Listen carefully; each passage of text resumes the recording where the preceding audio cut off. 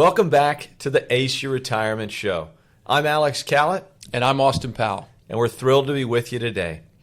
In light of recent market volatility, we felt what an appropriate time to discuss a balanced retirement approach and the importance of the three buckets. As you all are well aware, there's been a hot topic. That topic has ultimately been the tariffs and understanding what that means from a market perspective and how that might subsequently impact your retirement. So in its simplest form, these are countermeasures designed to make a more level playing field from an overarching kind of global or economic trade policy perspective. In reality, we're going to take a second and truly explain a real-life example of what that's subsequently going to look like. But more than anything, what's happening right now from a market perspective is all geared around uncertainty. The length of time that these tariffs may last. Are they being used as a bargaining chip? Or in reality, is this just something that's here to stay?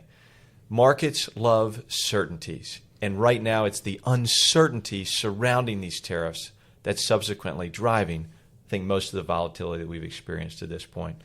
Austin, take a second and explain to folks maybe a real-life example of how tariffs are impacting companies across the globe and what that might actually look like. Yeah, absolutely. Be happy to do so. One of the words that you're likely hearing about a lot in the news is supply chain. And so we wanted to take an opportunity really just to give you some context on the supply chain of a company that's based right here in the United States, and that's Nike. Probably one of the most recognizable brands in the world. The swoosh. And that's right. Big swoosh. Just do it. But even being based here in the United States, Nike has a global presence all across their supply chain. You take, for example, the sourcing of their materials, whether it's the fabric for a shoe or fabric for one of their T-shirts. They'll oftentimes find someone in Taiwan or find a sourcer in Vietnam that will provide those materials to the manufacturer. The manufacturer may be assembling the product in China. And then once the product is assembled, they will transport it, maybe via ship, perhaps via airplane, and it will go all across the world to a warehouse facility. And from that warehouse facility, it then gets distributed to Amazon. It gets distributed to your front doorstep. It gets distributed to retail stores all across the country. And so Nike is just one example, but companies all across the world are evaluating and re-updating their cost and understanding exactly how these tariffs are impacting their entire supply chain, because it is a very complicated system. I think what you said about cost is so important. One of the things that you'll hear Austin and I from a consistency perspective is talk about how earnings drives the market. At the end of the day, you're buying a company. Yeah. And one of the concerns surrounding the tariffs is the uncertainty around the impact that that could potentially have on the bottom line or the earnings. As we continue to receive more clarity, again, on length of time, amongst other items kind of unfolding, I think then companies are going to be able to reprice and forecast their earnings, which will subsequently provide some level of certainty to the market, and that's what we're looking for. Now, as far as avoiding market volatility, or better yet, having a plan in place to know that your retirement is secure, more importantly, to know that your distributions are secure, we're going to talk about the three buckets. And I do think that understanding market volatility and understanding that sometimes there's a natural reset.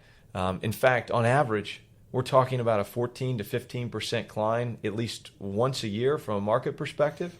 Yeah, market corrections are normal. They're a part of the investing cycle. In fact, since 1950, Alex, we have seen 30 corrections over the last 75 years. And as you pointed out, on average, these corrections are about 14%, and the subsequent recovery takes about 4 months. Wow. The most recent being COVID. We saw in 2020 the market had a very significant setback in a short amount of time, but it only took 5 months in that specific example for the market to come back from those COVID losses. Going back to the uncertainty component, I think COVID is a perfect example. When that first happened, you were on your honeymoon, by the way. That's right. But when that first happened, ultimately it was all of the uncertainty around the severity of COVID and what that means. How long are businesses going to have to kind of be shut down or pivot? And once we received some additional clarity, the market digested that in a favorable way, and as you alluded to, subsequently had that bounce. if there's another silver lining in all of this, one of the unbelievable statistics that we like to look back on is how does the market react after major market moving events? What we've just experienced is one of the 4 worst day periods we've ever experienced. In fact, it was like the 13th or 14th worst 4-day period from an overarching market perspective. Well, if you look at the 20 worst, what's really exciting from an investing perspective is that all of the trailing 1, 3, and 5-year returns have been very favorable or optimistic. Now, we're not necessarily suggesting that we've seen the last of market volatility. In fact, I think that'd be a pretty foolish statement. But what we are suggesting is that the trailing 1, 3, and 5-year returns, for those of us who have a reasonable time horizon, tend to be very, very favorable. I appreciate you sharing that statistic. I think what that goes to show, no 2 events are the same. That's fair. But the pattern of the market has been remarkably consistent when we evaluate it over a very large period of time. But in uncertain times like we're in right now, Alex, I think it's more important than ever to have a very balanced and diversified approach, which I think kind of leads us into our 3-bucket discussion. We love the 3 buckets. We love them specifically because they allow our clients and the families that we serve to rest easy at night knowing that their distributions are secure. And that's so critical when you're talking about retirement and you talk about that shift from accumulation to distribution. All our lives we've been focused on saving and dollar cost averaging and adding to investment accounts. And then all of a sudden there's a fundamental shift where we actually have to start living off of our resources. Yeah. You know, Social Security was never designed to be our sole source of retirement income. But knowing that we're making this shift to distribution, that's why we're using our all cash, our conservative income, and our enhanced growth bucket. Explain to folks, Austin, kind of the purpose of the all cash component and how that can really be a great addition to any well-balanced retirement plan. Yeah, well, it all starts with the all-cash bucket. That's the very first place that you need to begin when you're building out your bucket approach to investing. And what that all-cash bucket is designed to do is, number one, serve as a primary source for liquidity. You know, when you get into retirement, you might want to take your dream vacation. That's right. You might want to do a renovation at the house. An appliance might need to be replaced, and you want to have a liquid source for dollars that you can go to for things like that so you don't have to go sell an investment or sell a property. And that's really the primary objective of the all-cash bucket. What I'm hearing is flexibility, right? Having that in place. We've also talked to a number of folks about the value of driving your tax rate down in those early years of retirement from an RMD perspective. So prior to RMDs, if you're able to use some of your all-cash proceeds, what does that typically mean? A very low tax rate. And oftentimes with that comes some really great strategic tax planning opportunities. Yeah. And then, of course, we've got our conservative income bucket, which I would argue is maybe the foundational building block of a really successful retirement plan. What are the important characteristics of the conservative income bucket? Yeah, the conservative income bucket, the 2 things that come to mind, reliability and cash flow. The things that are going to go into your conservative income bucket are really going to be the things that provide you with the necessary income to take care of your monthly expenses. Your Social Security, a pension, it could be dividends, it could be interest payments, it could be part-time work if you decide to go that path even once you're retired. You want to have things in that conservative income bucket that are going to be reliable to you and that most importantly are not going to put you in a position where you have to be a forced seller in the market so that you have to sell out of an investment in an inopportune time. That's one of the biggest risks that anyone faces in retirement. It's called sequence of return risk. And by having that all cash and conservative income bucket built out appropriately, you will never be in that position.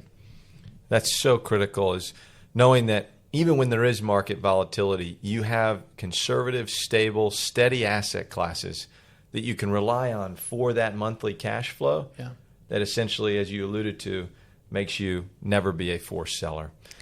If we've got that in place, if we can check off our all-cash bucket, if we know where our retirement income is going to be generated with our conservative income bucket, what does that allow us to do maybe in the third and final component? Yeah, and then finally we move on to the enhanced growth bucket. And just as the name implies, the number one rule in that enhanced growth bucket is, in fact, growth.